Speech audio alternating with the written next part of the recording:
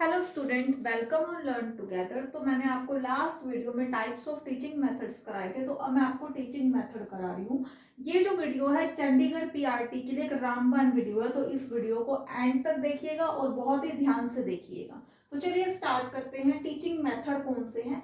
First है आपका lecture method. Lecture method I think सबको पता है कि इसमें सिर्फ जो टीचर है अपना घर से एक लेक्चर प्रिपेयर करके आता है और उस लेक्चर को क्लास में आकर डिलीवर कर देता है, जिसके अंदर क्या है, बच्चे बिल्कुल इनएक्टिव होते हैं, वो एक्टिव नहीं होते और इंटरेस्ट भी कम लेते हैं। तो टीचिंग, आज की टीचिंग में ये मेथड आप ये देखेंगे बड़ी क्लासेस में आपको ये मेथड देखने को मिलेगा, बट छोटी क्लासेस में ये मेथड बहुत रेयर ही सक्सेसफुल है। ठीक है, क्योंकि इसमें बच्चे ही एक्टिव नहीं होते और बड़ी क्लासेस में किसी किसी सब्जेक्ट में ये मेथड जो है सक्सेसफुल भी है। तो लेक्चर मेथड में सिर्फ इतना ही आएगा कि बच्चों को जो है लेक्चर के थ्रू पढ़ाया जाता है। ठीक है। सेकंड है डेमोस्ट्रेशन मेथड। आपको सिंपली ये पता है, डेमोस्ट्रेशन यानी किसी चीज को करके, प्रदर्शन करके दिखाना। ये मेथड में क्या है, मोस्टली आप देखेंगे कि साइंस की जो लैब है, आपको टीचर्स जो है कोई भी प्रयोग करके दिखाते हैं, डेमोस्ट्रेशन करके दिखाते हैं, ताकि आपको जो है उसका कॉन्सेप्ट है साइंस का वो अच्छे से क्लियर हो जाए। केमिस्ट्री के आपके कितने टॉपिक हैं तो वो आपको जो है डेमोस्ट्रेशन मेथड से ही क्लियर किए जाते हैं। ठीक है। आपको कोई भी चीज अगर सीखनी है, अगर टीचर आपको उस चीज को करके दिखाएगा तो आप इजिली सीखेंगे, आपको उसका डेमोस्ट्रेशन देगा। ठीक है। तो ये मेथड, डेमोस्ट्रेशन मेथड आपके लिए आपको करके दिखाता है चीज में, आप इससे जो ज्ञान प्राप्त करते हैं वो प्रत्यक्ष करते हैं, सामने देख करके करते हैं।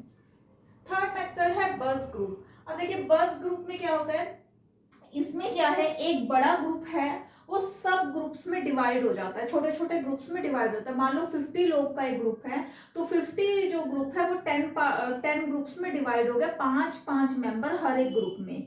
तो एक उनको टॉपिक या कोई इशू दे दिया जाता है, वो पांचों मेंबर उस पर डिस्कशन करते हैं। तो हर जो 10 ग्रुप बने, 10 ग्रुप में 5-5 पर्सन है, वो सभी इस कोई इशू से रिगार्डिंग या कोई भी प्रॉब्लम जो उन्हें दी गई है उससे रिगार्डिंग डिस्कशन करते हैं। और फिर जब जो वहां पे जो भी इस चीज को कर रहा है हायर, तो वो क्या करता है, उन ग्रुप में से एक एक जो उसको व्यक्ति को उठा के उनके विचारों को पूछता है और उसके उसमें वाद विवाद टाइप वो करते हैं कि हाँ ये सही है और ये गलत है। तो बस ग्रुप मेथड जो है ये है।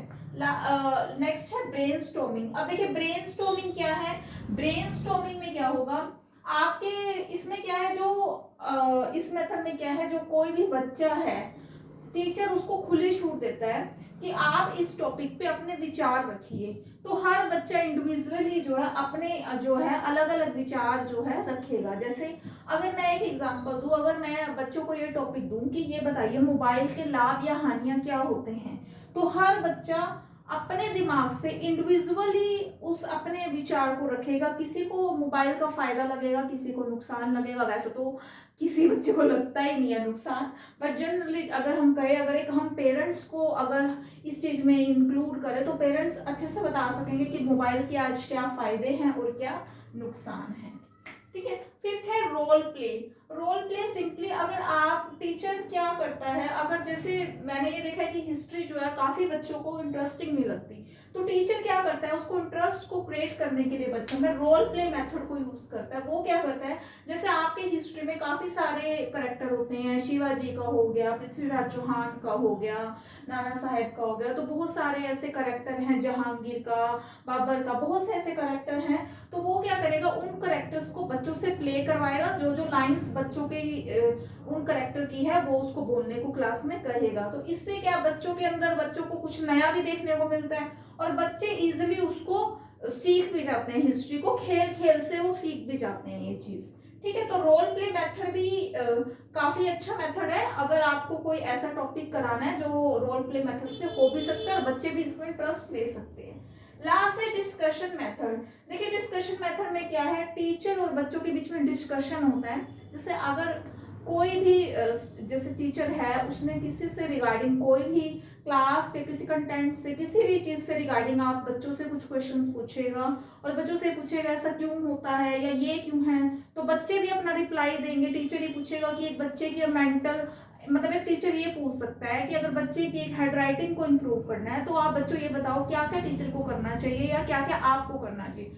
तो कुछ बच्चे कहेंगे कि उसको राइटिंग बुक देनी चाहिए लिखने के लिए, कुछ कहेंगे उसको पेंसिल से लिखवाने के लिए देना चाहिए। तो टीचर उनको उन बातों को सुन के उसमें कोरेक्शन करेगा। ये नहीं है कि सिर्फ उनकी बातों को सुनेगा, तो वो भी उन जो बातों को है उसको करेक्शन करेगा। वो डिस्कशन मेथड में ये चीजें आती हैं।